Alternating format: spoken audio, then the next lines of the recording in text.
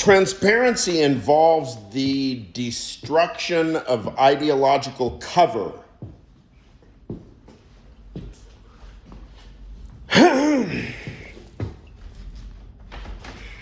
Transparency involves the scrutiny and elimination gradually, probably has to be gradually, of ideological alibi.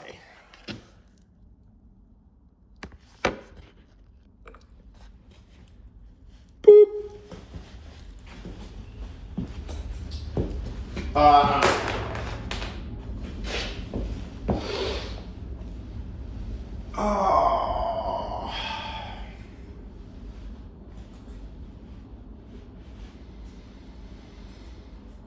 You know, we look at a politician stand up there, moralize. About what? What politician has standing now in terms of legitimacy to moralize about any goddamn thing?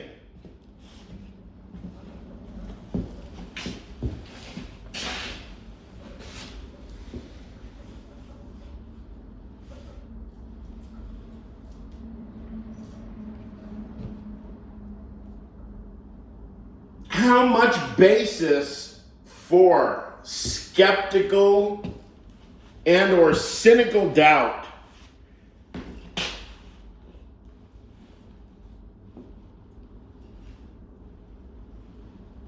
is grounded in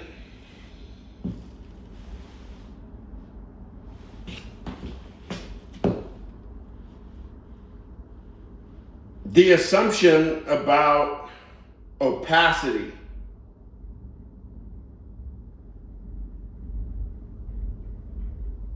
Everybody deserves a private life, and who knows what rich people do in their private lives, and anyway, it's probably lots of rich people stuff.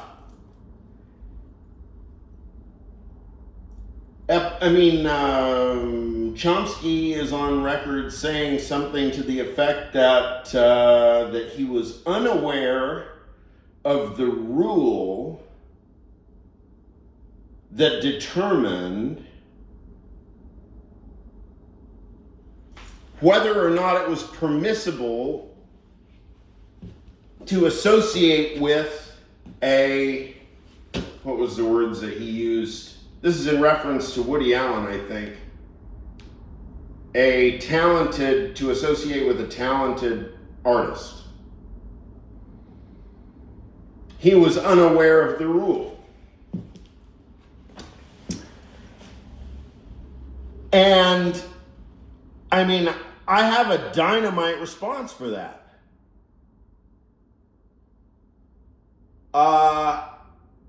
That means Chomsky is fucking ignorant. He was unaware of the rule.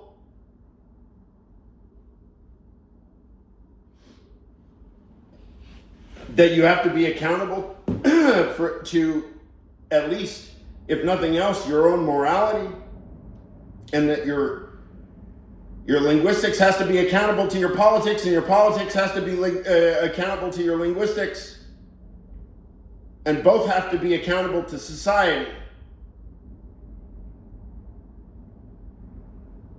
You were unaware of the rule. Well, if that rule has heretofore or in the recent past been out of favor, I would imagine that that very rule is coming into an era of extendedly sustained, not even popularity, but just metaphysical necessity. What's going to happen, because of course society isn't going to collapse. It's too complex.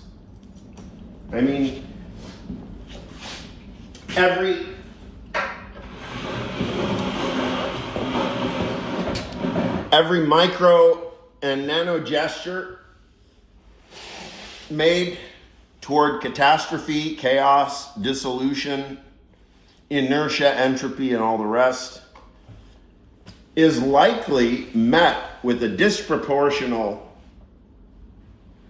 response from vital logic, from the logic of the vitality of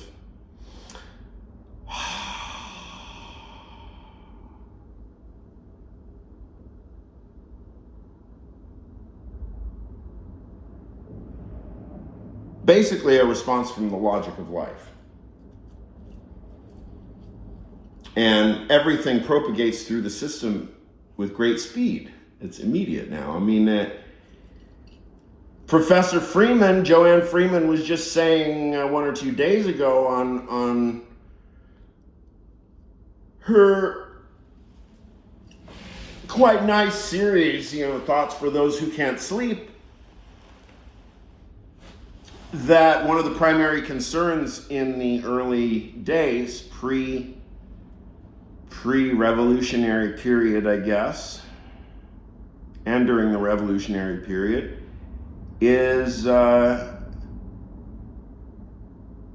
was the question of how to gauge what people actually think. This was a serious question.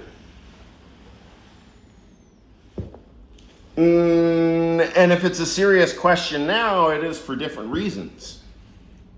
Because back then, the idea of gauging what people think literally was just a geographic and communications technology question. I mean, if the people that are collating data are based in the city, and most of the data to be scrutinized originates outside the city,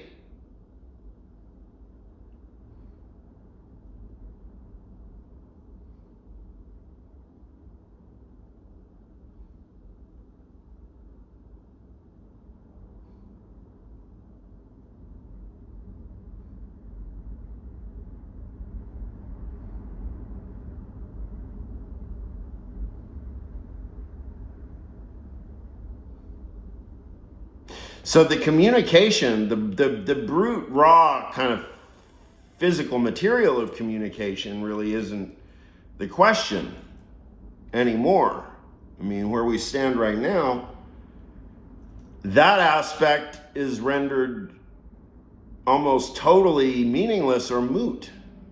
The old communication problem, as in, how do we get the message from A to B? But now, what? The question has to do with the message, I guess.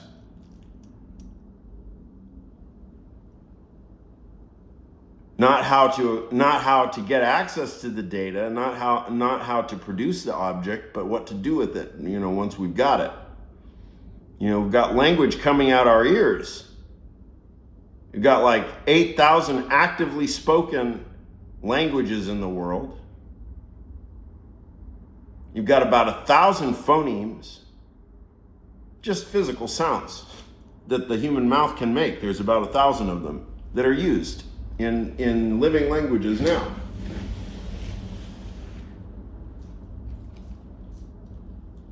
We've got massive histories of hundreds of years of things like semantics and logic and metaphysics and stuff. And yet none of it, none of it is being put to any use in political discourse and questions about the pressing problems of the day.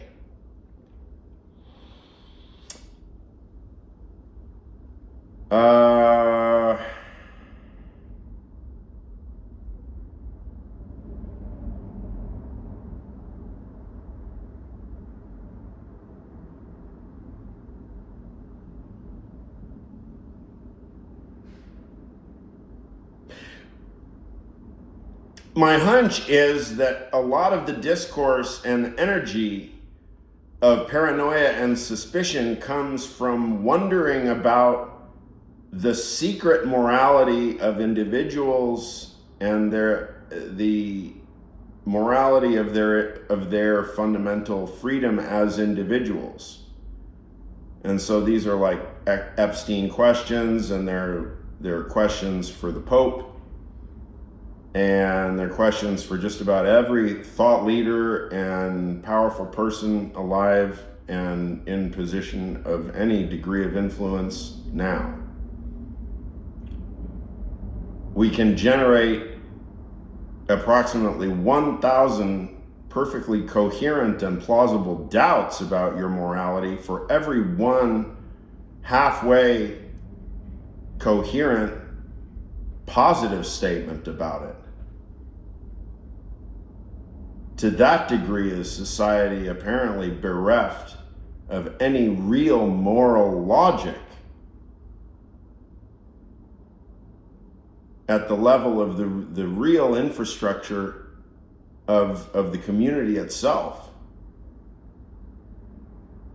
Apparently nobody is reasoning in terms of morality except maybe a few religious mystics.